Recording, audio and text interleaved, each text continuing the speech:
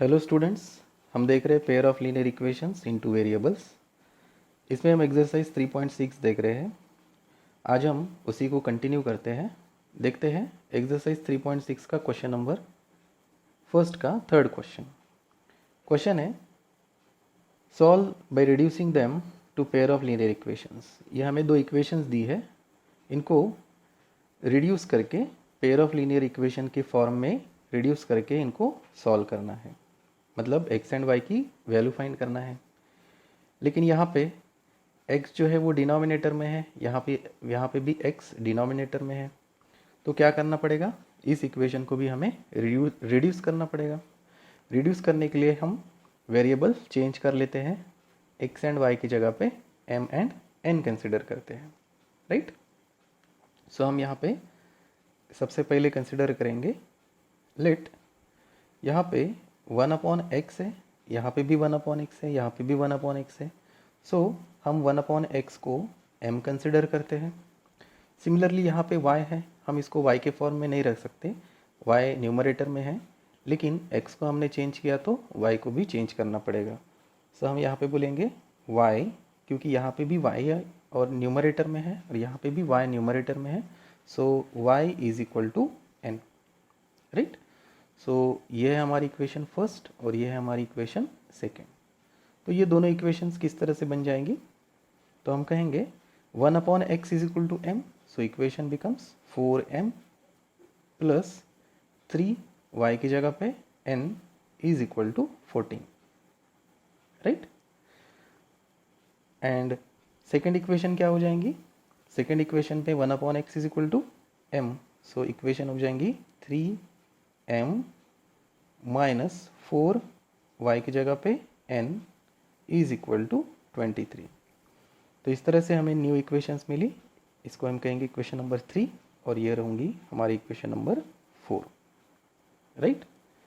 सो अब equation 3 and 4 को हम m एंड n के फॉर्म में जो लाए हैं, इसको m एंड n के फॉर्म में लाने के बाद m एंड n की वैल्यू फाइंड करेंगे। इसके लिए हम कोई भी एक मेथड का यूज़ कर सकते हैं। यहाँ पे एलिमिनेशन मेथड अगर यूज़ करते हैं तो थोड़ा लॉन्ग जाएगा, इसलिए हम सब्स्टिट्यूशन मेथड का यूज़ करते हैं, राइट। सो आइए सब्स्टिट्यूशन मेथड से इसको सॉल्व करते हैं। तो हमने कहा bye substitution method, right. So हमें सब्स्टिट्यूशन मेथड पता है, राइट। तो सब्स्टिट्यूशन मेथड में हम कोई भी एक इक्वेशन को m एंड n के फॉर्म में कन्वर्ट करते हैं। तो हम यहाँ पे कोई भी एक इक्वेशन लेते हैं, लेट सपोज हम लेते हैं इक्वेशन नंबर 4, राइट। सो हमारी इक्वेशन नंबर 4 है, इक्वेशन 4 अगर हम m के फॉर्म में बनाएं तो हमारी इक्वेशन बन जाएंगी 3m इज इक्वल टू 23, यहाँ पे माइनस 4n है, ये हो जाएगा प्लस 4n। सो m की वैल्यू हमें मिलेगी 23 प्लस 4n डिवाइडेड बाय 3। इसको हम कहेंगे इक्वेशन नंबर 5, राइट। नाउ अब ये सब्स्टिट्यूशन मेथड से सॉल्व करना है, तो हम क्या कहेंगे, हम ये इक्वेशन नंबर 5 कोई भी एक इक्वेशन में पुट करेंगे। तो ये हमें इक्वेशन 4 से मिला है, तो हम इक्वेशन 5 को इक्वेशन 3 में पुट करेंगे। So put equation 5 in equation 3। सो हमारी इक्वेशन 3 क्या बन जाएगी, हमारी इक्वेशन 3 होगी 4m plus 3n is equal to 14। So m की वैल्यू यहाँ पे ये पुट करेंगे, सो इक्वेशन बनेगी 4 in bracket 23 plus 4n divided by 3 plus 3n is equal to 14, right. आइए इसको सॉल्व करते हैं। सो 4 3 ज़ा 12, मल्टीप्लाई करेंगे ब्रैकेट को, 4 3 ज़ा 12 और 4 2 ज़ा 8 and 1 9, that is 92, plus 4 4 ज़ा 16 n divided by 3 plus 3n is equal to 14। आइए इसको सॉल्व करते हैं। सो यहाँ पे डिनोमिनेटर 1 है, सो यहाँ पे क्रॉस मल्टीप्लिकेशन होगा, सो 1 into this term become this term, so 92 plus 16 n plus 3 3 is 9, so 9n divided by 3 into 1, that is 3, which is equal to 14। तो यहाँ पे हमें n की वैल्यू मिलेगी। सो इसको सॉल्व करते हैं। 92 plus 16 plus 9, that is 25, n divided by 3 is equal to 14। So 92 plus 25n is equal to 14 into 3, 14 multiplied by 3। So 92 plus 25n is equal to 14 into 3, that is 42। So 25n is equal to 42, ये 92 इधर आ जाएगा, that is minus of 92। So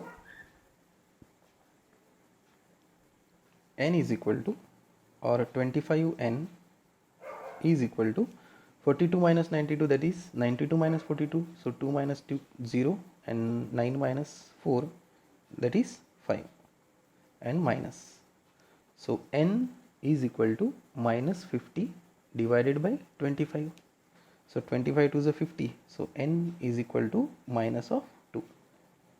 तो यहाँ पे हमें n की value मिली 2। Now put this n is equal to -2 in equation, convenient रहेगा 5 में पुट करना। सो यहाँ पे n की वैल्यू पुट करेंगे तो हमें m की वैल्यू मिलेगी। सो हम कहेंगे put n is equal to -2 in equation number 5। So हमारी इक्वेशन यहाँ पे लिखेंगे put n is equal to -2 in equation 5।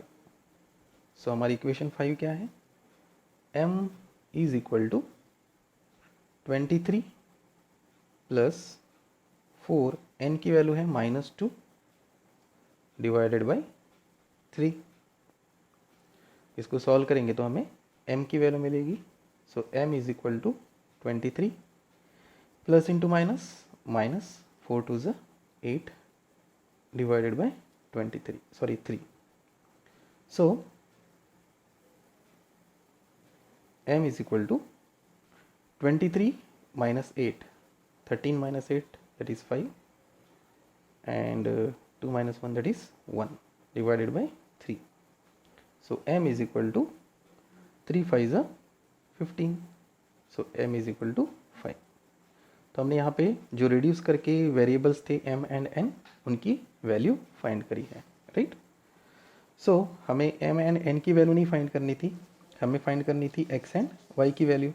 तो हमने यहाँ पे क्वेश्चन में कंसिडर किया था, राइट। So to find